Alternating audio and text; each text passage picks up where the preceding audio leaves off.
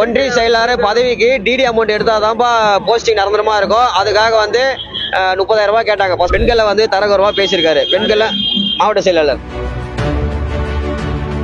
தளபதி கட்சி ஆரம்பிச்சதுல இருந்து இன்ன வரைக்கும் போன வாரம் வரைக்கும் கட்சியில வந்து நான் ஒன்றிய செயலாளர் போஸ்டிங் போட்டு நான் எல்லாம் பேனர்ல இருந்து எல்லாம் பண்ணிட்டு தான் இருக்கிறேன்.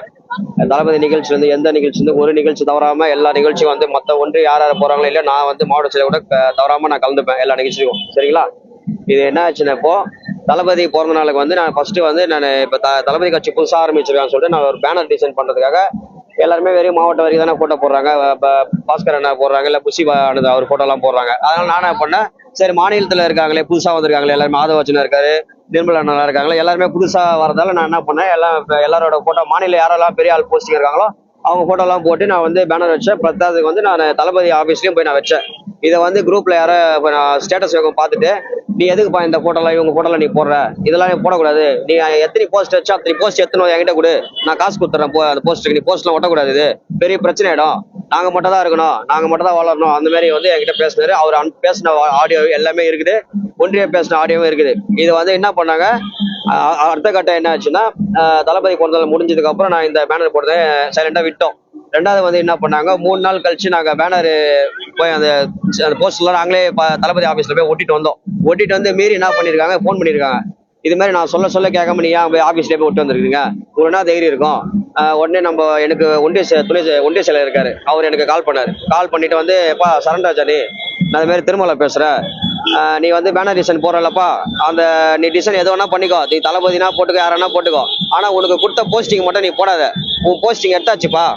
நான் என்ன கேட்டேன், யாருப்பா எடுத்தது போஸ்டிங் அப்படி கேட்டேன். உனக்கு யாரு கொடுத்தது போஸ்டிங்னாரு. நீங்க கொடுத்தீங்க, மாவட்ட செயலாளர் கொடுத்தாரு.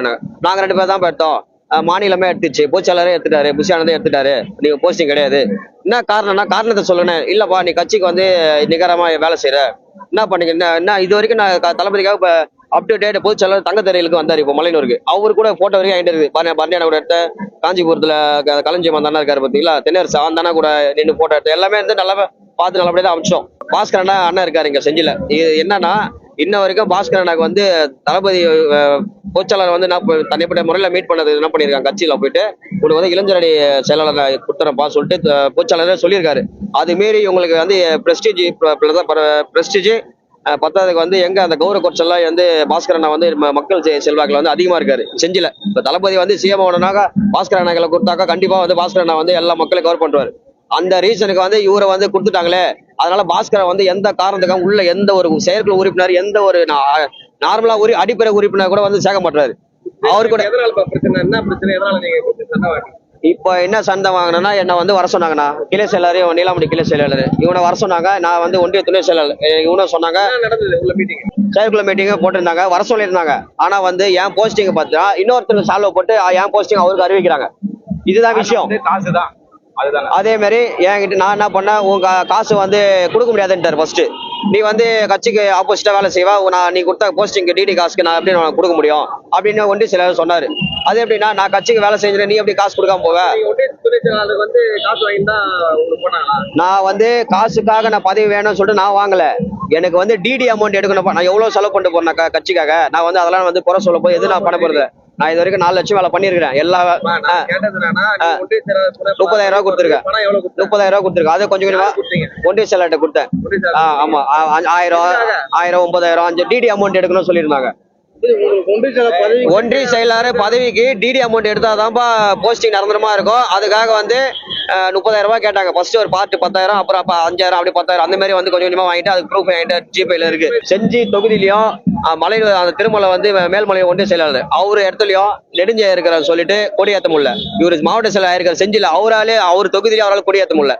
இவர் வந்து டிஎம்கேக்கு பயந்துன்னு வந்து நான் வந்து பண்ண முடியாதுப்பா, என்னோட பெரிய தலைலாம் இருக்குதுங்க கட்சியில, அதனால நான் வந்து கொஞ்சம் பொறுமையா தான் போய் ஆகணும். இப்படி வந்து எங்க கிட்ட நாங்க கேட்கும் போதெல்லாம் சொல்லுவாரு, ஏன்னா இன்னும் செஞ்சிலே கொடியாத்தாம இருக்கிறீங்க, ஒரு நீர் ஒரு பந்தல் கூட செஞ்சில ஓப்பன் பண்ண முடியல. நான் எல்லாமே நான் பண்ணிருக்கேன், A to Z நான் பண்ணிருக்கேன், இன்ன வரையும் நான் பண்ணிருக்கேன். நான் வந்து மாற்று கட்சி ஏடிஎம்கே இந்த கட்சியெல்லாம் நான் வரலனா, தளபதி எனக்கு ரொம்ப பிடிக்கும், தளபதிக்காக நான் வந்திருக்கேன், இன்னுமே தளபதிக்காக நான் இருப்பேன். நான் தளபதி விட்டு நான் போறது கிடையாது.